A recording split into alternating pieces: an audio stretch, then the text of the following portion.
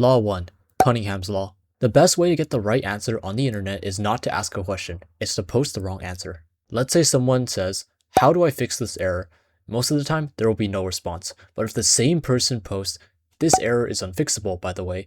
4 engineers, a professor, and a 12-year-old materialize within minutes to destroy you with the correct solution." Free tech support, but you just have to give up your dignity. This is named after Ward Cunningham, the guy who invented the wiki, except it was actually coined by a different guy, Stephen McGeady, in 2010, and Cunningham himself insists that the law is wrong. A law about wrong information getting corrected. That is wrong information, and its own namesake keeps having to correct.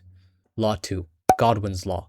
As an online discussion grows longer, the probability of a Hitler comparison approaches 100%. The man who created this watched people argue on the internet before most people had the internet, and correctly predicted every comment section for the next 35 years. The thread can be about anything, your child's diapers, which way the toilet paper goes, or even about cappuccino assassino. Somewhere around reply 40, someone's getting compared to history's greatest villain. It's not a question of if, it's a countdown. Law 3. Poe's Law. Without a clear signal that you're joking, your parody of an extreme opinion will be mistaken for the real thing. Picture this. You write the most obviously sarcastic take of your life. You sit back proud, and the replies split perfectly in half. People who are furious at you and people who agree with you. And the second group is so much worse. Somewhere out there, a man read your joke, nodded slowly, and whispered, "Finally, someone gets it."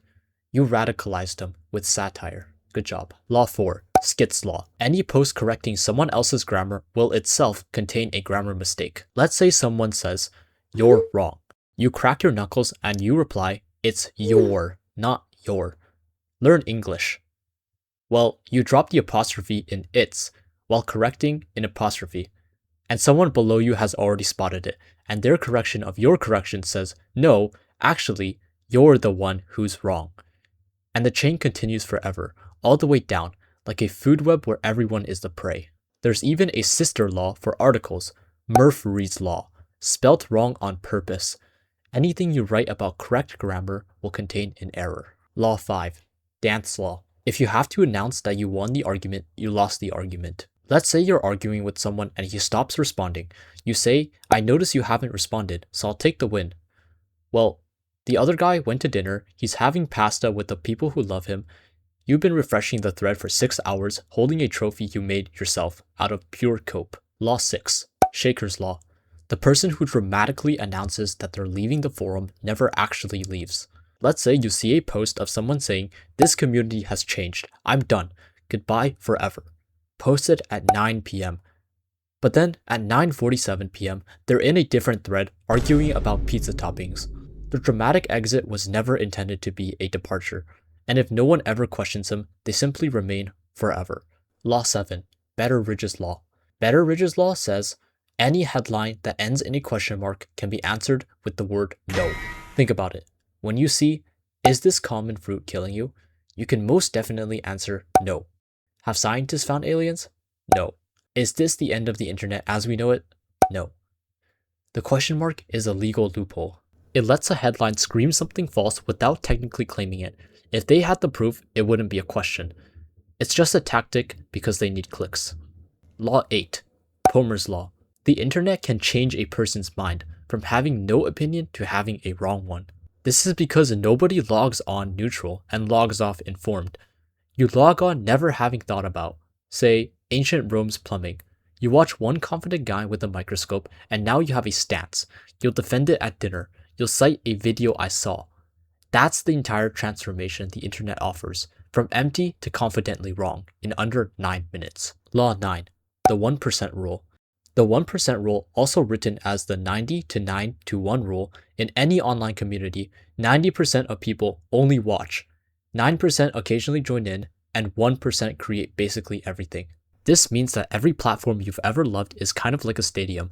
1% on the field, 9% doing the wave, and 90% of humanity sitting silently in the dark, watching, judging, and saying nothing. If you've ever commented, well, congratulations, you're part of the 90%, the lurkers.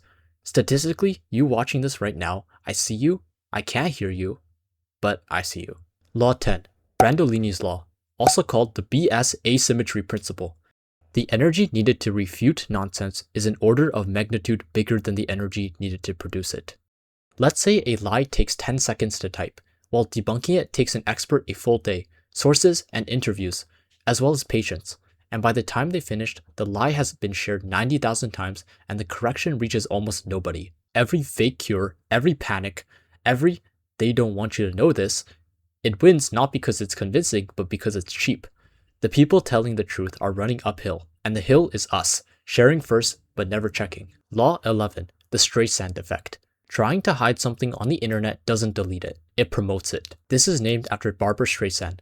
Imagine this, a photographer took 12,000 photos of the California coastline for an erosion study. One of them happened to include her Malibu mansion.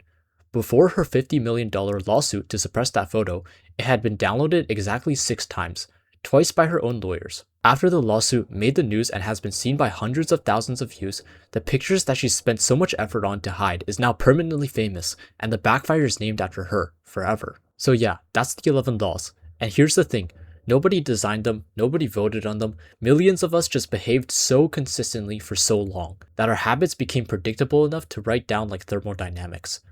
You are not an individual online, you are a data point wearing a username.